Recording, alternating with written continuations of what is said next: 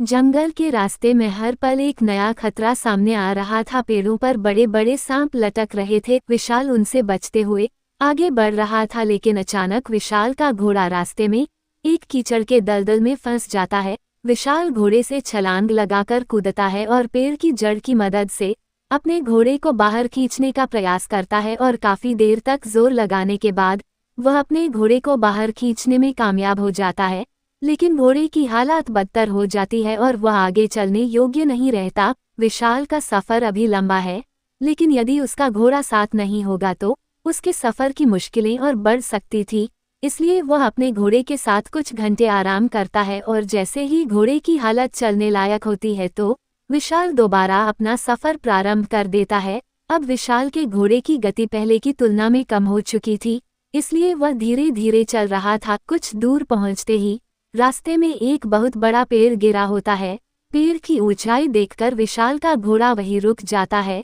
विशाल आगे बढ़ने के लिए अपना रास्ता बदल देता है और जैसे ही वह रास्ता बदलकर थोड़ा आगे पहुंचता है, उसे एक गुफा दिखाई देती है। वह अपने घोड़े को बाहर बांधकर गुफा के अंदर प्रवेश कर जाता है। गुफा के चारों तरफ चमगादड़ उल्टे लटके हुए थे।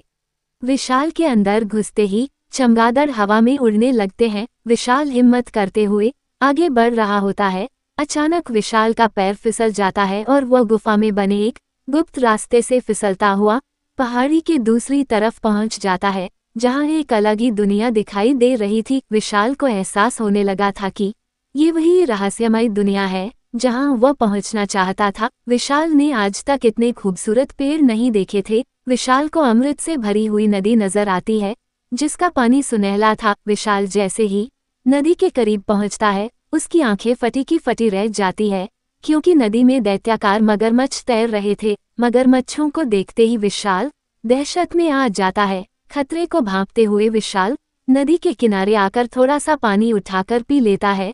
जैसे ही विशाल अमृत पानी पीता है, वह ओजस्वी हो जाता है, मानो उसके अंदर ब्रह्मांड की सारी शक्ति समा गई हो। विशाल बदल चुका था और अब उसके अंदर आत्मविश्वास आ चुका था। अमृत जल लेकर विशाल अपने घोड़े के पास आता है और थोड़ा सा अमृत जल घोड़े के मुंह में भी डाल देता है। अमृत जल दिव्य शक्तियों से भरा हुआ है, जिसकी एक बूंद मात्र से ही घोड़ा फुर्तीला हो जाता है और उछलने लगता है। विशाल अपने घोड़े पर बैठकर जंगल के बाहर निकलने का रास्ता ढूंढने लगता है, लेकिन अब विशाल को हर बात का आभास पहले से हो रहा था। उसकी सारी इंद्रियां जाग चुकी थी। विशाल को जितना समय जाने में लगा था, उससे आधे समय में ही वह जंगल से बाहर आ जाता है। 72 घंटों के सफर के बाद विशाल अपनी मां के पास पहुंच जाता है और उन्हें अमृत जल पिला देता है। अमृत जल के असर से विशाल की मां तंदुरुस्त हो जाती है। अपनी मां की तबीयत अच्छी होते देख विशाल की आंखों में आंसू आ जाते हैं, लेकिन ये खुशी के आंसू होते हैं। विशाल ने अपनी मां को अभयदान दे दिया था। ये बेटे का अपनी मां के लिए सच्चा संघर्ष था। इसी के साथ यह रहस्यमय दुनिया की कहानी समाप्त हो जाती है।